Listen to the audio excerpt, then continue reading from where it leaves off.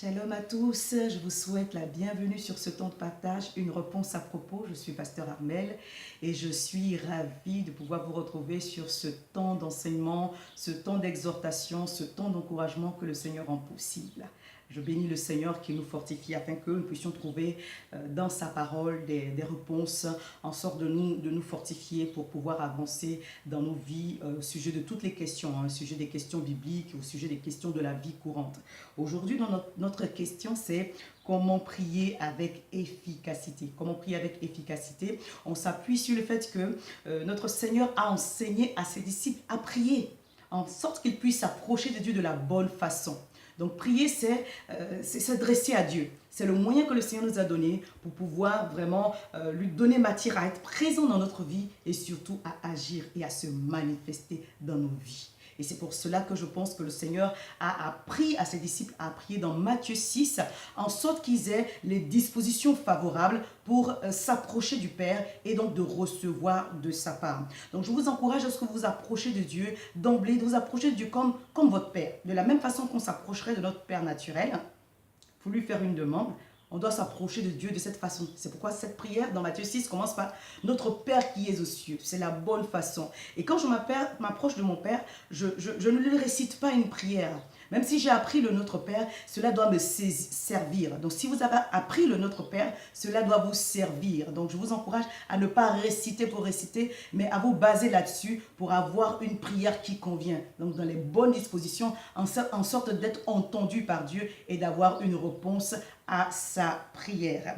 Donc je ne vais pas m'attarder là-dessus, mais sachez que la prière est puissante. Ce n'est pas l'objet de l'enseignement, parce que c'est aussi un autre enseignement. La prière est puissante. Lorsque nous regardons la vie de notre Seigneur, la qualité de son ministère, la dimension dans laquelle il est rentré, on voit tout de suite la puissance de la prière qui agit. On voit tout de suite que c'est généré en fait par le temps qu'il donne à la prière, parce qu'il se retirait seul dans des endroits pour prier, pour chercher la face de l'Éternel. La Bible dit dans le livre de Marc, lorsqu'il est sorti des eaux du Jourdain, après son baptême, et qu'il soit entré dans le désert, poussé par l'Esprit pour faire son jeûne de 40 jours, il a été tenté par l'ennemi, mais il a résisté au diable. Il est sorti de ces déserts-là, revêtu de la puissance du Saint-Esprit.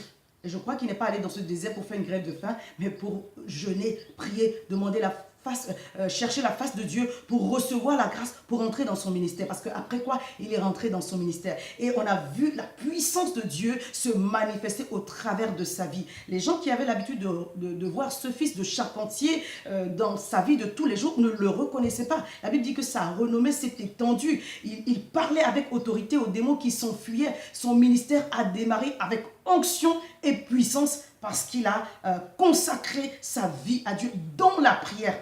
Il a cherché la face de Dieu dans la prière. Et le Seigneur l'a oint de cette grâce-là. C'est pourquoi je vous encourage, bien-aimés, si nous voulons avoir une vie puissante, efficace à tous égards, pas seulement en tant que pasteur, mais en tant que personne qui voulons réussir dans notre vie ou confronter certaines situations, nous devons faire de la prière un exercice quotidien. Et donc, 1 Thessaloniciens 5 nous encourage beaucoup, prier sans cesse. Nous devons faire de la prière notre respiration. Tous les jours, nous approcher de Dieu dans la prière pour que la présence de Dieu soit continuelle en nous, qu'on soit conscient de la présence de Dieu comme on le serait pour un membre de notre famille à la maison. Ma réponse donc va s'appuyer sur Jacques 5, le verset 17. Je vais vous le lire, 16 et 17. On voit là également la puissance de la prière, parce que le Seigneur nous dit concernant Élie, Élie était un homme de la même nature que nous, au verset 17.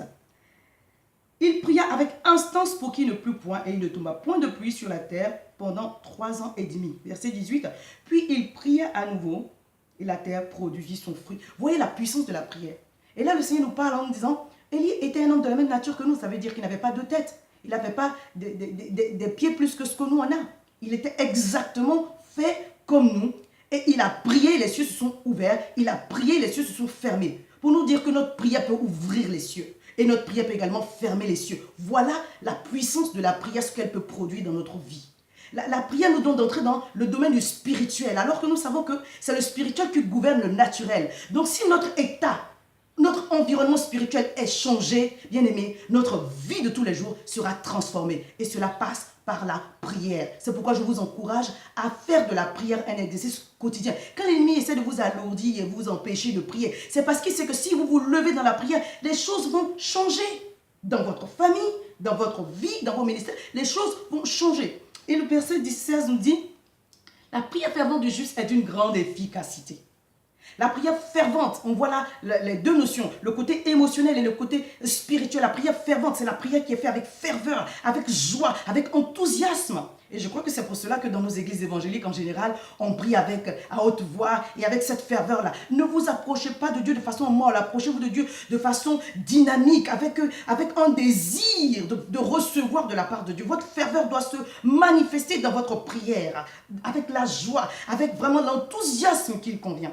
Et le juste, c'est celui qui est justifié par Dieu. Personne n'est parfait. Mais nous sommes justifiés au travers du sang de Jésus. Donc lorsque je m'approche de Dieu, je dois m'approcher avec un cœur qui est pur, lavé de toute souillure.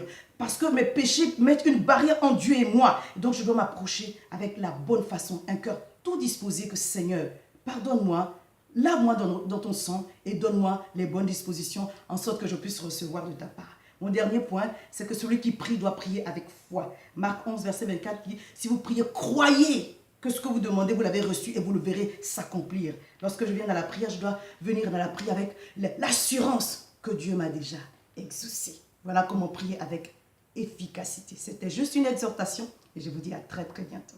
Shalom.